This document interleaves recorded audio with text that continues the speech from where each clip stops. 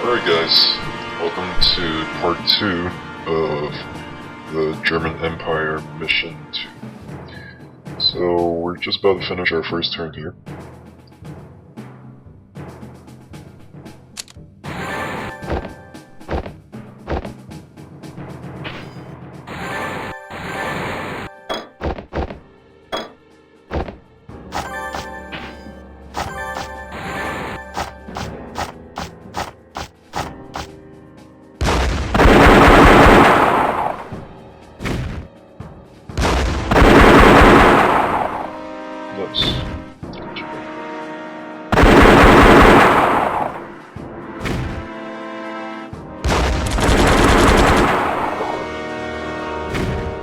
This guy came all the way down here.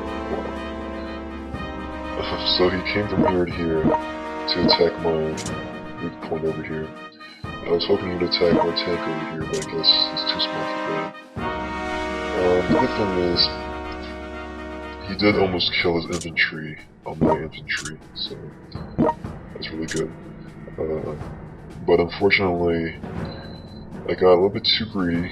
I did use my battleship to shell this territory last round. I think what I should have done is I should have used my tank to shell this territory instead, so I could move my battleship over here, because now my battleship is stuck. It has to go all the way around if I want to come here, and so he's basically controlling the English Channel right here, and this means that he has unlimited access to mainland. Which I don't want, because he's going to be...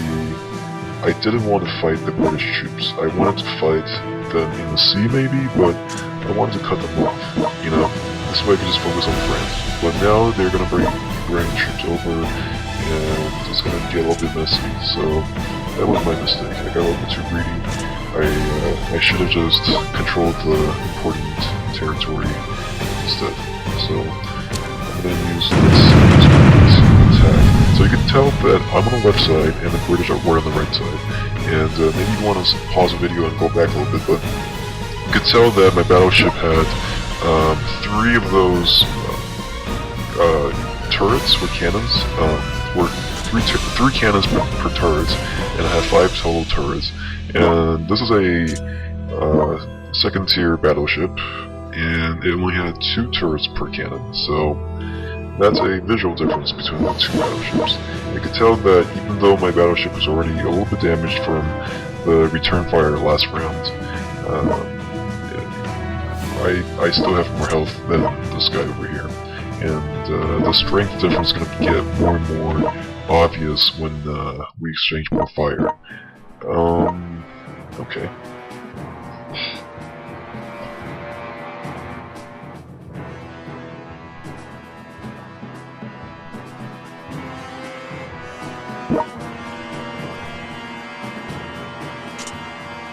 So the good part is their general unit is only a first tier tank unit. So that means that I'm allowed to use my artillery to start shelling him without worrying about him returning fire. If it were a second tier tank unit like mine, this guy actually returns cannon fire. So if you use an artillery to attack it, it's going to return fire. So I'm going to use my artillery.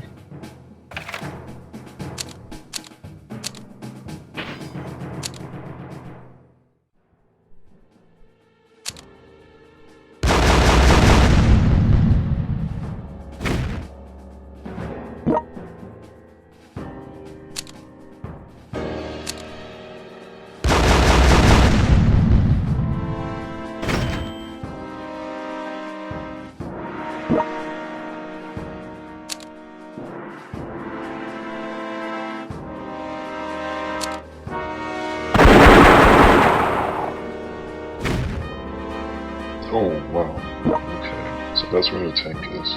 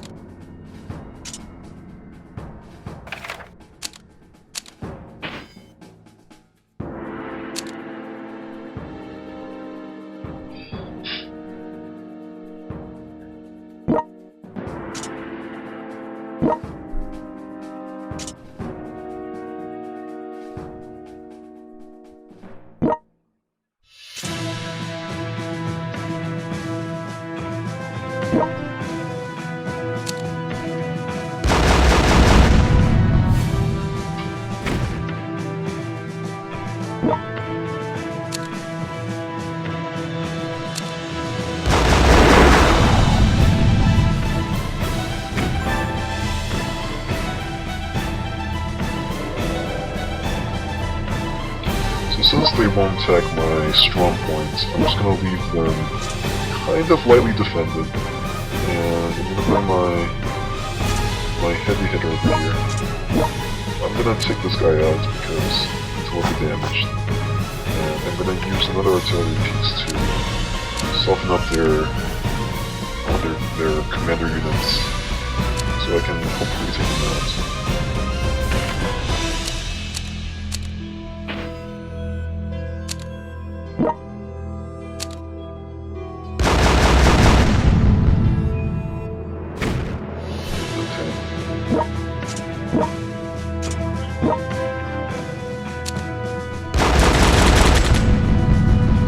Okay, here we go. So I took out their strongest units.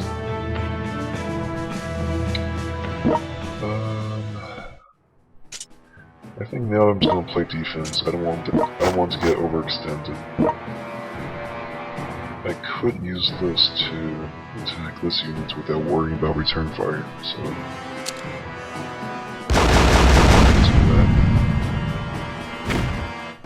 So it looks like we're going to have a lot of units attacking the square next round, because you have the battleship over here, and you have these units. They can't land on these squares, these territories, because they're occupied by their allies.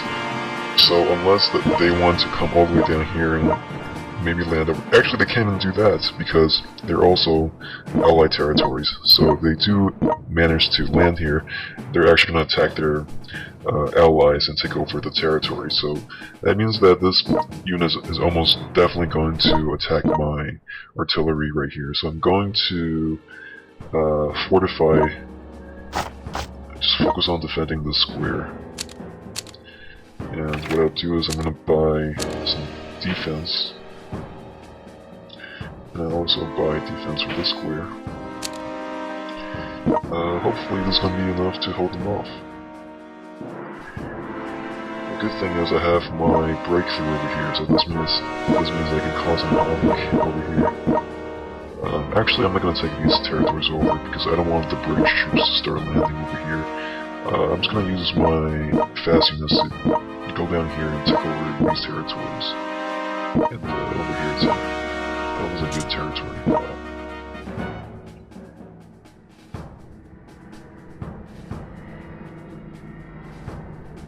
So their tank unit is going to be stuck between these two. And my cavalry. I think I'll bring my cavalry along, because my cavalry is really fast. It has 3 movement points, so this means that next round I can, potentially go 1, 2, 3, or I can just go 1, 2, 3 down here and maybe take over one of these undefended cities. And it looks good to me. Oh, actually, I meant to give my artillery the defensive bonus. That was my mission.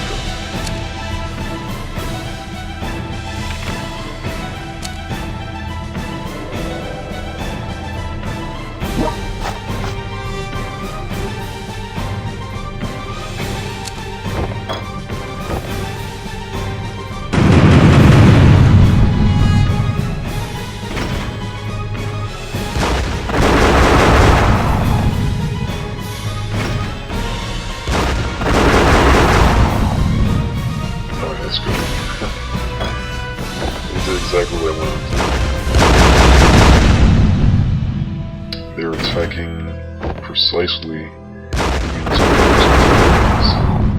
You can tell that they're taking a lot of damage.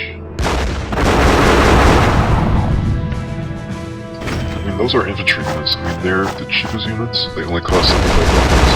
But if they're gonna attack into my forts and go down below 50% in health, that means they just lost $40. So, and I'm taking almost no damage in return, and my units are also getting upgraded.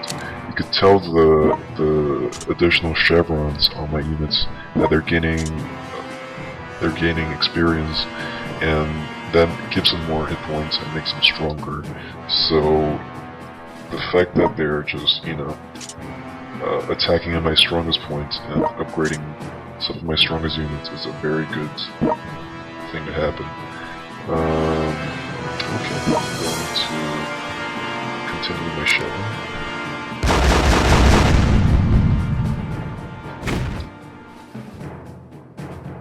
And I get to bring over another artillery piece. Oh, actually, maybe I have to wait one more turn.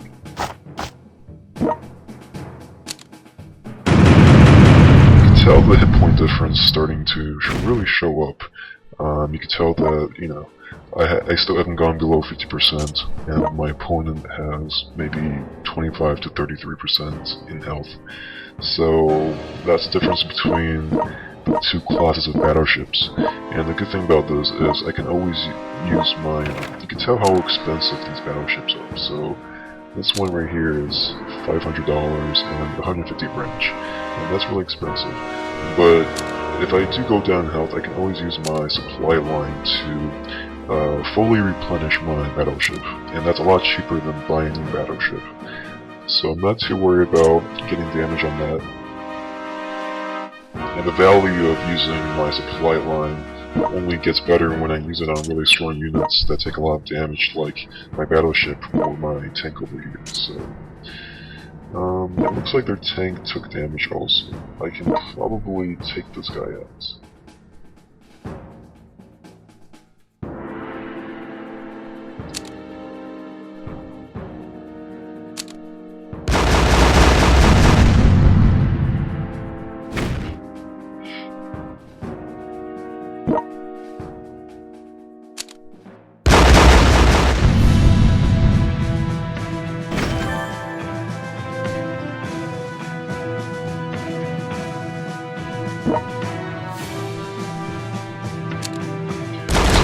Gunners are really good against infantry and cavalry, but they actually get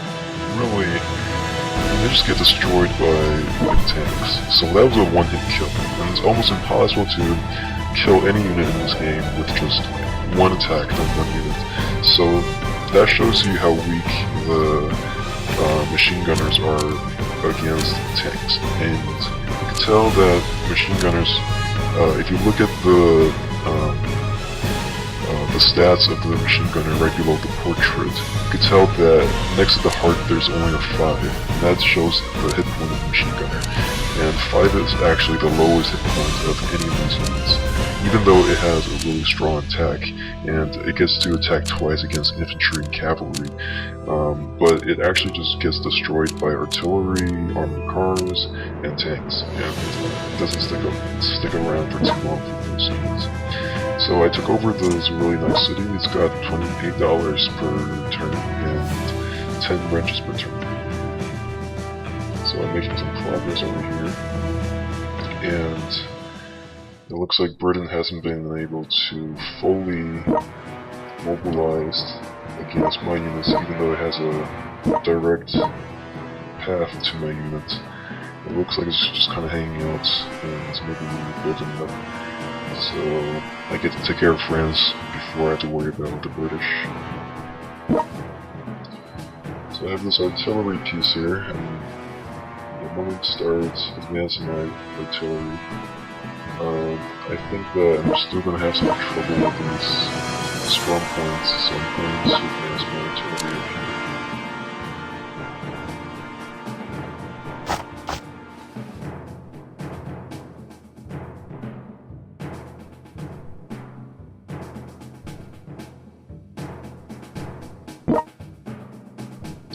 So this is what I mean when I talk about the cavalry's movement. I can take over this city in one turn, and I can actually take over these cities as well in a single turn. So I'm just going to do that.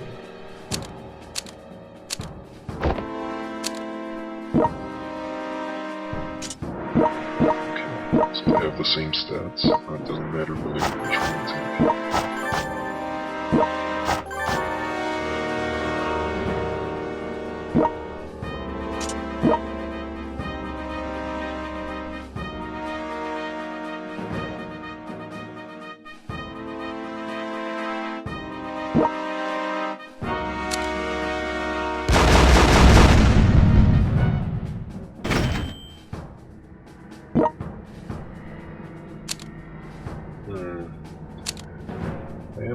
wanted to, yeah, I could do it, because I have money.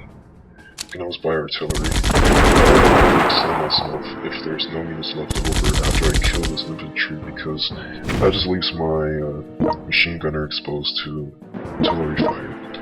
So, but yeah, that's what I want to see. I want to see unit right underneath my target, and this means that my machine gunner stays safe. But if it was overexposed, so if there were no units underneath that infantry unit, then I could have just bought an artillery piece, because I have the money to do so, and then move it onto that territory. So.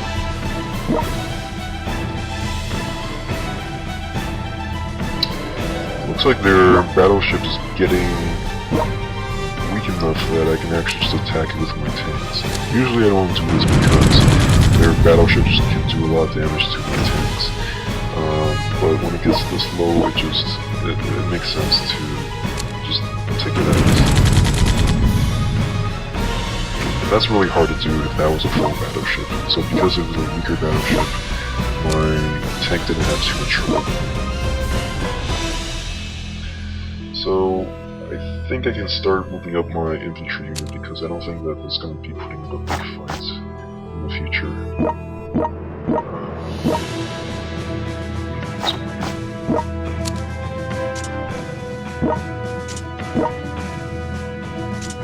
Okay.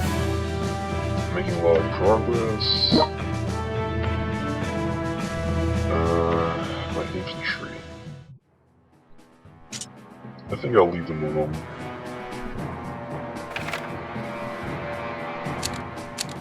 They're still a little bit weak. I want them to heal up a little bit, and I don't think they're going to be contributing much if I use them anyway. So I'm going to defend some of my gangs over here. I'm going to defend my cavalry. I'm not really going to use this cavalry to attack. I'm just going to use them to use their speed to get all the territories they can. And that looks good. That looks really good. Okay. So this is going to be part 2, and in the next round, in the next video, part 3, you're going to see me possibly take over the city right here, and I'm going to be doing a lot of damage. I think that next round I'm going to focus on taking over Belgium, and maybe I can even move into one of these French cities. So yeah, this is part 2, guys. Please subscribe, and please, I don't know, comment if you have any ideas for what games to play in the future. And check out my channel if you like these videos. I have more of them.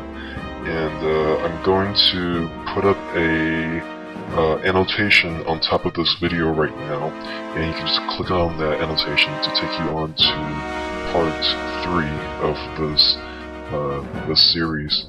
So yeah, thanks a lot, guys. That's gonna be it.